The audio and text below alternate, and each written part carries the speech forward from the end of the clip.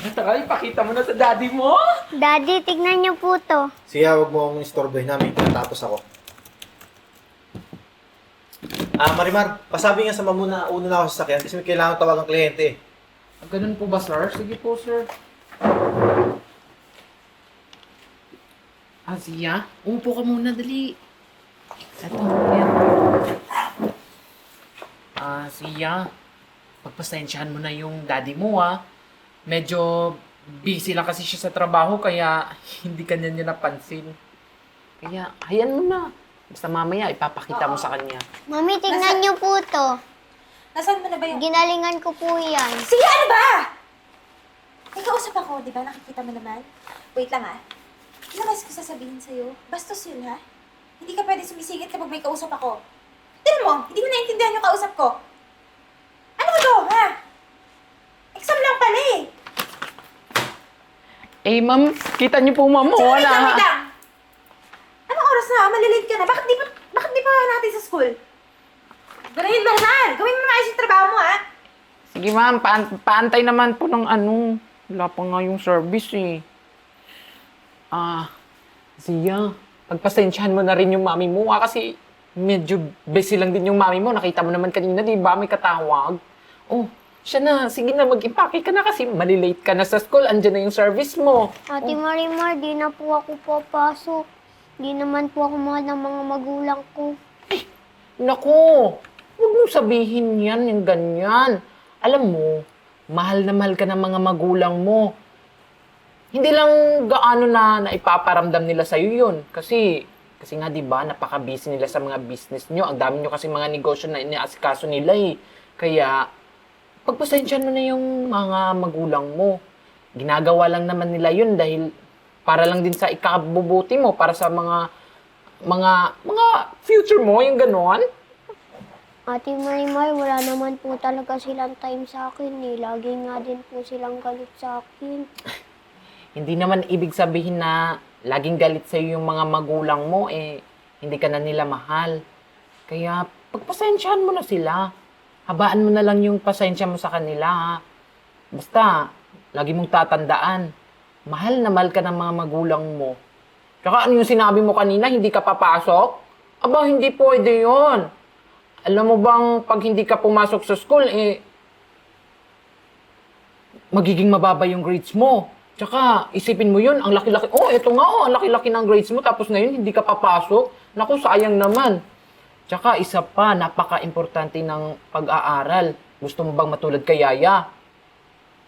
O siya, sige, mag-asikaso ka na kasi malilate ka na. Tara na, papasok na tayo sa school mo. Pasok mo na sa bag mo yan. Papakita mo yan mamaya. Tara, dali. Nandiyan natin yung service mo, Bumisena na, Sus Mariosep Seya! Ano ba naman tong ano ba naman tong score mo? Butlog ka, zero ka! Yan kasi kakaulam mo ng itlog at saka hotdog Tingnan mo yan, Itlog yung score mo. Hindi naman ganito yung mga score mo dati. Lagi ka nga perfect Saan ka ba nangungopya? Nangungopya ka siguro sa mas matalino pa sa'yo. Ayan, Naku! Lagot ka, patay kang bata ka man na. Ay, anak. Ay, nakakapagod sa trabaho. Marimar nga pala. Sa makalawa, baka wala ako dito Nasa Malaysia kasi ako para sa conference namin. Ikaw din? Ako rin next week, nasa Singapore ako. May business meeting kami doon. So, ikaw muna bahala dito sa bahay. Pati kay Sia, sikasuin mo siya sa school niya, ha? Mami, lagi na po kayong busy. Teka. Kailangan ba natin ito sumagot, ha? Sia, bakit ang sama ng tingin mo sa amin, ha? Alam mo ba siya na ginagawa namin to para sa'yo? Saka mararanasan mo ba yung ganitong buhay kung hindi dahil busy kami sa trabaho namin? Ikaw bata ka pa, wala ka pang naiintindihan. Sia! Marimara na yun, ha? Ano natututunan ni Sia? Kakanood mo yung mga drama, pinapakita mo sa bata, tinan mo yung natututunan niya, sumasagot sa amin. Ma'am, wala naman po siyang natututunan sa akin Ang natutunan po niya yung mga kagandahang asal.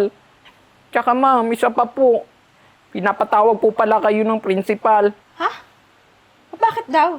Ano problema sa school? Yun na nga ma'am Yung mga grades daw ni Zia, bagsak puro zero. Teka, ano nangyari yun, Marimar? Teka lang, nagbabayad kami ng mahal sa school na yun. Wala siya natututunan doon? Hindi ko alam, ma'am. Yun na nga, ma'am. Mahal yung mga binabayad nyo sa school. Siguro sa ulam natin na lagi na lang itlog. Itlog yung pinababaon kay Sia. Hoy, Marimar! Hindi kami nagkukulang sa pagbibigay sa'yo ng budget sa grocery. Bakit itlog pinapakain mo? Ay, ma'am, joke lang. Lagi naman talaga may itlog kasi healthy yon. Teka lang, hindi mo ba siya tinutulungan sa homeworks niya? Pinapabayaan mo? Uy, ma'am, Ano ba naman yan, Marimar? Hinire ka namin dito para alagaan yung anak namin.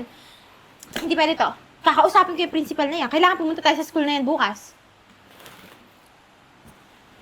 Sige, tingnan mo yung mga homeworks na baka mamaya hindi pa natatapos. Sige na, magpahinga na tayo para maaga tayo bukas sa school. Sige, ma'am. Magpahinga na po kayo, ma'am, sir. Ma'am, bakit niyo pala kami pinatawag? Ano bang problema sa anak namin? Mr. and Mrs. Albania, malaki po ang concern ko sa anak niyo. And gusto ko pong ipaalam sa inyo, lahat ng scores niya sa exam ay 0. Teka lang po. Ma'am, paano nangyari yan? Ang laki-laki na binabayad namin sa school na to. Tapos wala pala natututunan yung anak namin? Ma'am, laking gulat din po namin dahil lahat ng grades niya, first time po nagbagsak. And she's running for top 1 sa class. Teka lang. Parang naguguluhan kami. Kung running siya for top 1, bakit 0 lahat na exam niya?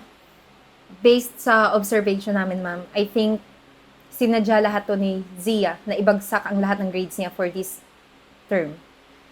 Teka lang. Bakit naman yung sasadyain Ano yun? magagawin yun? Kasi gusto niyang mapansin niyo siya. Gusto niya yung attention niyo. Aminado kami, ma'am, na nakukulangan kami ng oras sa anak namin. Pero ano ba solusyon para maayos to? Well, ma'am, pwede ko naman siya bigyan ulit ng chance na mag-take ng exam. And para din makuha niya ulit yung pagiging top 1 niya. Kasi napakalaki po ng potensyal ng anak niyo. And napaka-advance po ng katilunuhan niya. Pero po yung exam na yon is yung pang high school level na po. Pang high school? Di ba mahirapan yung anak namin dyan? Sir, ilang beses ko na pong tinry. Kahit yung mga teachers niya, laging perfect ang score niya kahit napaka hirap ng exam. Kasi po mataas ang IQ niya. Sige po, ma'am. Gawin niya na lang po. Hintayin na lang namin kung ano maging result. O sige po, pahintay na lang po dyan.